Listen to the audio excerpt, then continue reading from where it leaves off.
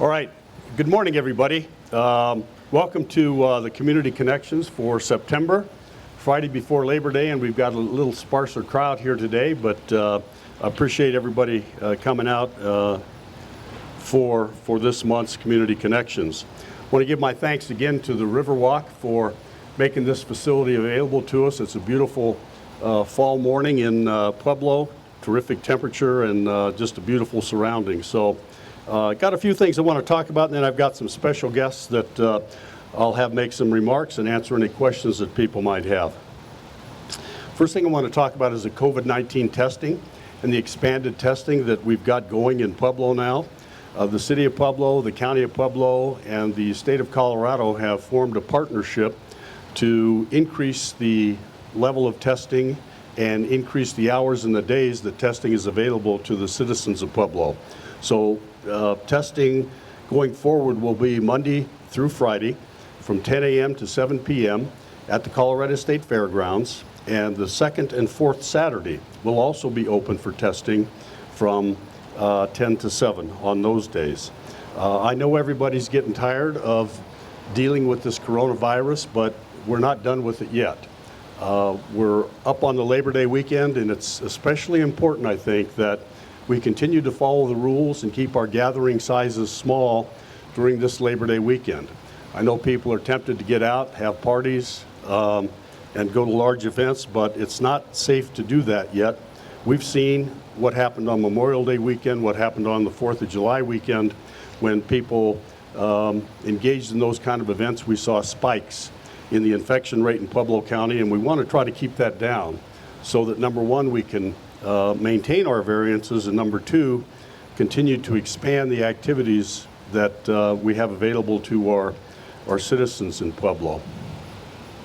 With respect to the coronavirus and the efforts the City of Pueblo is making, you know that we made $3.6 million available to our small businesses. We've also hired 11 COVID-19 education and compliance officers that have been on the streets for about 10 days now. They're out visiting businesses, bars, restaurants, other businesses, making sure they know what the requirements are for their employees and for their customers to, and they know what the rules are so that they can follow the rules, and we can be ensured that we're being as safe as possible for the public and for their employees and their businesses. For the most part, they've gotten terrific cooperation from those businesses who appreciate the opportunity to learn about what the variance requirements are. There have been a couple businesses that, have indicated that they don't have a desire to comply with the rules, and, we're going to be pretty firm with those businesses that just decide to ignore the rules once they're made aware of the rules. That, my position is that I'd just as soon shut down one business as have all of our businesses shut down because the virus spreads because some people aren't following the rules. So hopefully that won't be necessary. As I indicated, the primary purpose of these people are to educate these businesses about what the requirements for the variance are and how they should conduct their business. So they've contacted, I think, about 200 businesses in the last 10 days, and they're going to go out and start on follow-up visits pretty quickly. I mentioned that the City of Pueblo made $3.6 million available to our small businesses, and I want to pitch a program that's happening today in Pueblo at 10 o'clock at the Convention Center. It's called Energize Colorado. The State of Colorado has made COVID-19 money available to our these are very small businesses that have 10 employees or fewer. They're going to be at the Convention Center at 10 o'clock. Businesses can go by there. They'll help you fill out an application. There are probably some applications that are online available, but it's going to be grants and loans for small businesses. So I hope that our local businesses will take advantage of those opportunities. Before I open it up for questions and let Jim say what's on his mind, I want to introduce our special guests today. Obviously, school is getting underway. The largest school district in the City of Pueblo is School District number 60. So we have as guests this morning Dalton Sprouse and Mike Bayer from School District 60. Mike is the Director of School Culture and Wellness and Safety for District 60. So I think that's a timely topic for us to talk about a little bit this morning. So, Dalton, you want to come up?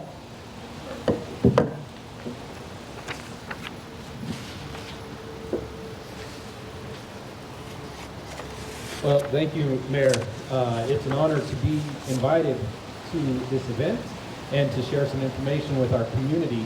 And obviously, these are different times in not only Pueblo, but across the entire globe as we all work through the challenges that COVID-19 has presented.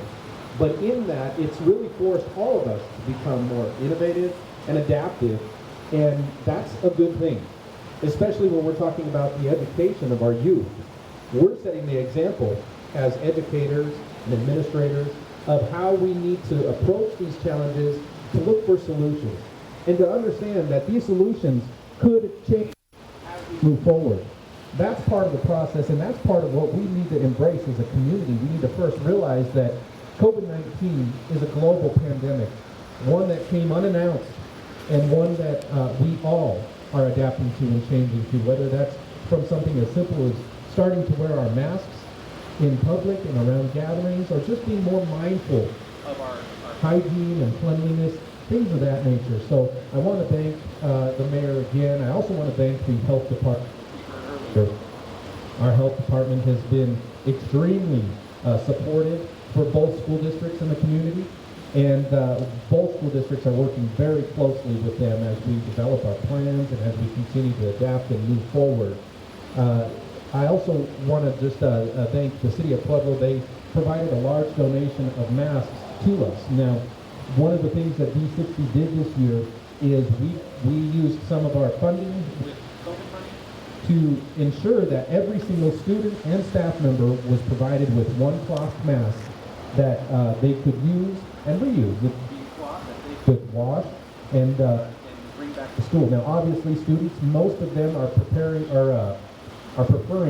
to wear their own mask, which we think is kind of cool because it gives everybody a little chance to add a little style or a touch of personality to their appearance. And so most are choosing to do that, but we wanted to provide them with one. The state has offered extra support, and they're giving us additional disposable masks, as has the City of Pueblo. One thing that we're really excited about is we have a student group that has formed, and they've created a social media movement, is what they're calling it. And it's obviously in its initial stages, but it's called Protect Pueblo. And what's really neat is that this was a student idea. It's right now, its current focus is on providing information about mask wearing practices, good hygiene, things of that nature. Everything they post and share is approved by the health department. So before it hits social media, it has gone through both the district and the health department.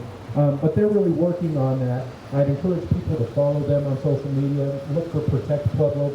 But what's most impressive to me is this student who kind of had the initial idea. He's now working with 30 students throughout our district, all in high schools and various high schools. But he wants to leave a legacy. He wants the Protect Pueblo name to live on even well past COVID-19. And so that's something that we can continue to use out there. And we encourage people in the community to start embracing that hashtag Protect Pueblo. Students returned to school this week. Monday was our first day back. And did it look different? Absolutely. Did it feel different? Not one bit. And it was so cool. It really was probably one of the better openings to a school year that we've ever had. And that's really coming from our educators as we went and visited our schools and we talked to them about how things work. And I got to be honest, that was getting kids into the classroom was one of the things that we just thought, oh boy, how is this going to work? Because as D60, we pledged to give that health screening to every student as they arrived. Now, we had the opportunity to trust that would happen at home before they came to the school, but we wanted to take an extra step of precaution and test everyone, not test them, but take their temperature and ask them the health screening questions before they come into our buildings. And I personally was a little nervous, how would that work? But as we visited our schools, we found that it went very smooth. And more than anything, as we walked through the hallways, we could hear learning again in our classrooms. We could hear kindergartners singing songs. We could see people engaging. And one of the other beautiful things that happened in our school district is because we provided options, those students that were learning online, we got to see some of these teachers engaging through a screen, interacting with their classrooms, and still having impactful, meaningful relationships with those students. And more than anything, our staff was just thrilled to be back with their students, and as were the students, obviously. There's just something special about the first day of school. And in our district, every district is different, but in our district, when we put together our task force, one of the things that really came to the top was that a lot of the families in our school district need to get back to work. Not everyone has the ability to stay at home and do the online learning, but some do. So we provided options that allowed our families to decide what was best for them. And if you wanted 100% online, we would meet you there.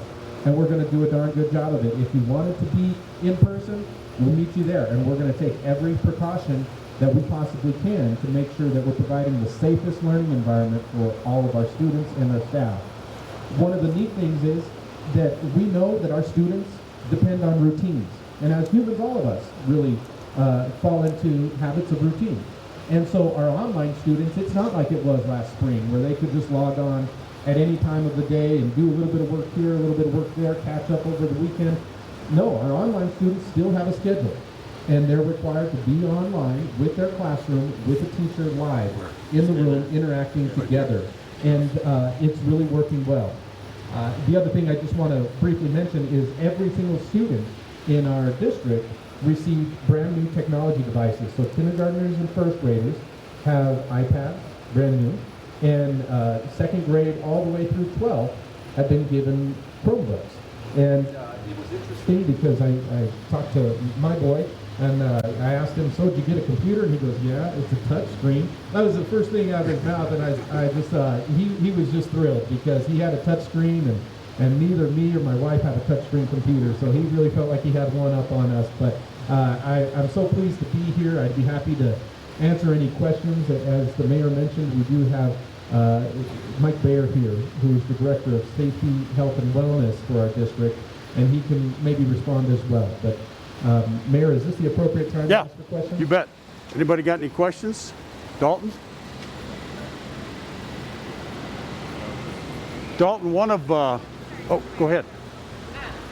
Do you want her to have a microphone? For the high schoolers that are doing the hybrid approach, do you have any idea on when they might have in-class opportunity? So that's a great question. I'm glad you brought that up. Repeat the question. I'm sorry? Repeat the question first. Okay. The question was for our high school students that are in the hybrid program, do we have any idea when they might be back? And that's a great question. I'm so glad you brought it up. Right now, currently, when we're looking at our scheduling for all of our students, it's very easy. Well, I shouldn't say it's very easy, but it's more manageable for us to coordinate cohorts of elementary students that they can stay together and move together in the school all at once. And then even for our middle school students, we're able to move them through the school and limit their engagement with other classrooms and other people. Obviously, when you get into high school, schedules become much more personalized, individualized to what they want to study. So that creates a scheduling challenge, and one that we need to work through. The application for folks to enroll in the 100% online option didn't close but a couple weeks before school. So trying to manage those schedules, as you can imagine, is a huge, huge challenge for us. But it's one that we're committed to working on, and our goal is to get those high school students into the classroom, those who choose to be, as soon as possible. Right now, we would estimate it would be 2 to 3 weeks extra from where we're at now. But again, it's all going to depend on how quickly we can manage those schedules and still feel confident that we're providing a safe environment to reintroduce our students back to the high school learning environment. Mayor, did you have a question? Any other? Well, I was just going to compliment the district on the plans that it's made to do this. And I was wondering, what's the plan if there's an outbreak or in a particular classroom or a particular school? What? Sure. The question is, from the mayor, what is the plan if there is a particular outbreak? I'll ask Mike Bayer to come on up, but as he's walking up, I just want to reassure you that we're in constant communication with the health department. We're monitoring cases as they come in. Fortunately, in our school district, We haven't been in a position where we're having to close down any classrooms or have any classrooms quarantine or worse, even schools. Having said that, we know that it's inevitable that we will at some point have those situations arise, whether it's a staff member or a student, and we're prepared to take precautions. One of the beautiful things, because our teachers are all doing things online, and because every student has their own technology device, any single classroom at any grade level can shift to a remote learning environment overnight, and we're prepared to do that. And so that's one of the advantages that we have. So whether the student is 100% online, or if they're in the classroom, should a classroom have to quarantine or be closed down for a period of time to clean the facility, we're able to adapt very quickly and move to an online learning format. Mr. Baird, did you have anything you would like to add?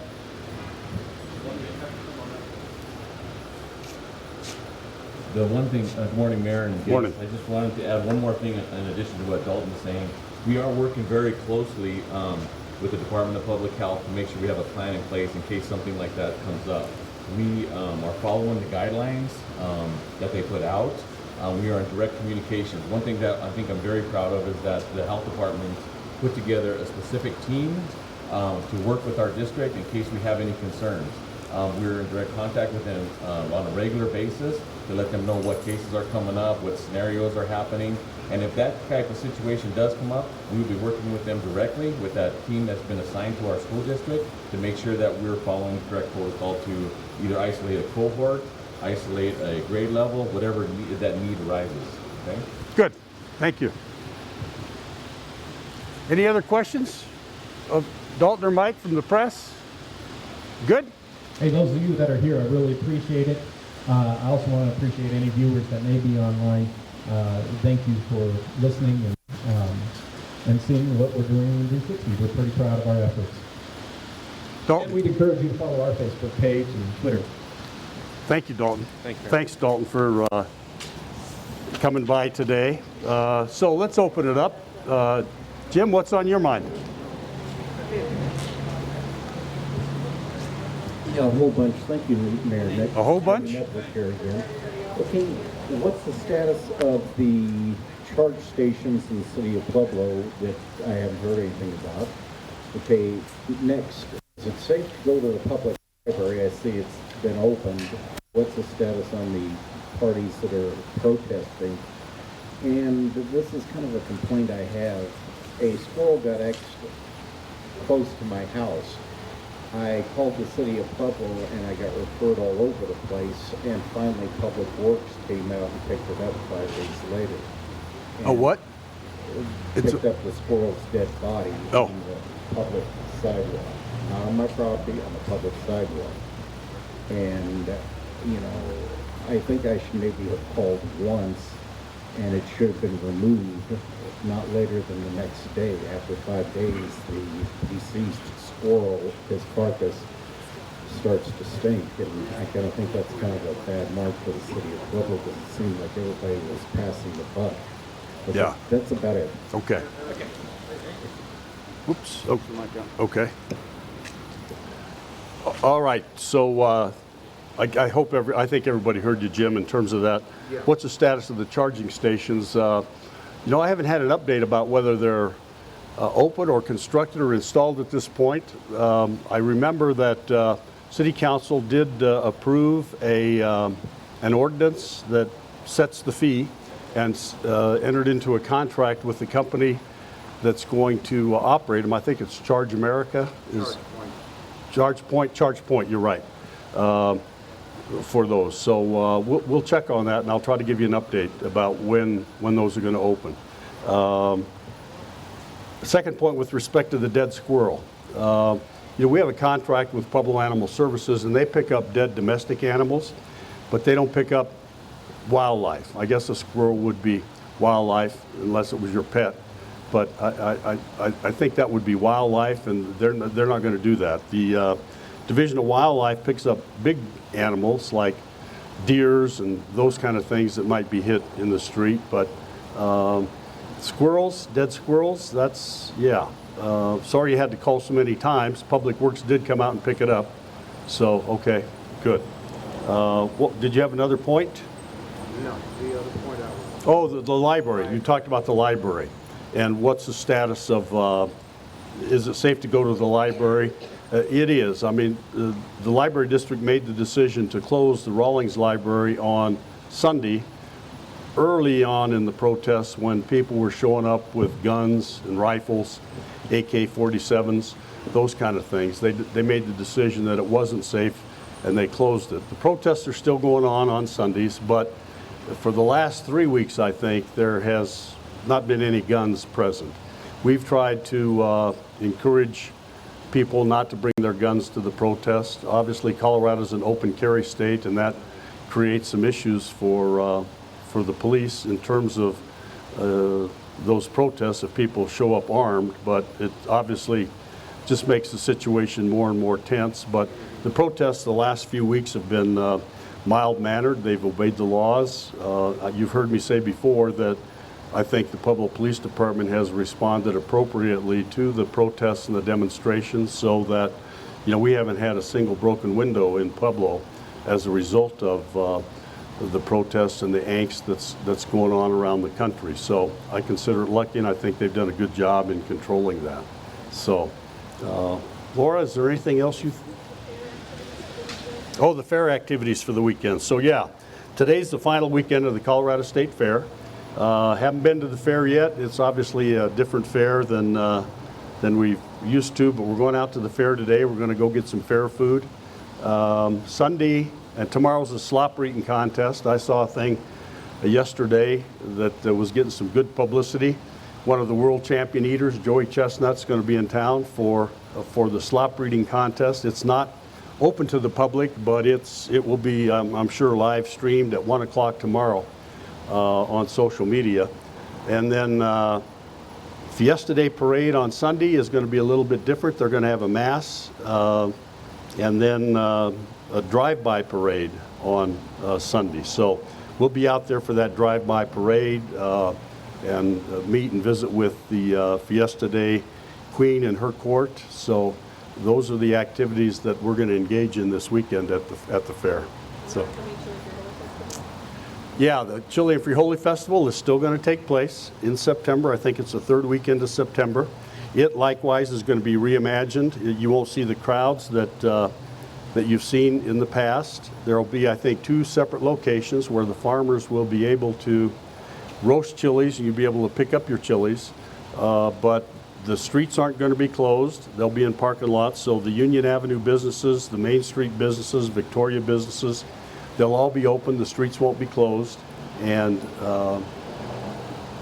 it'll be a much different festival, but you'll still be able to get your chilies right in town if you don't have a chance to get out to the farm to get your chilies. So I think with that, we'll wrap it up this month. Next month, we'll plan one. Don't know whether we'll be outdoors or indoors. We'll sort of look at the weather forecasts and make a determination. But the first Friday in October, we'll have a Community Connections. If it's indoors, it'll be a large indoor place where we'll be able to socially distance, but we'll get the word out on that. So thanks for coming. Appreciate it. See you later.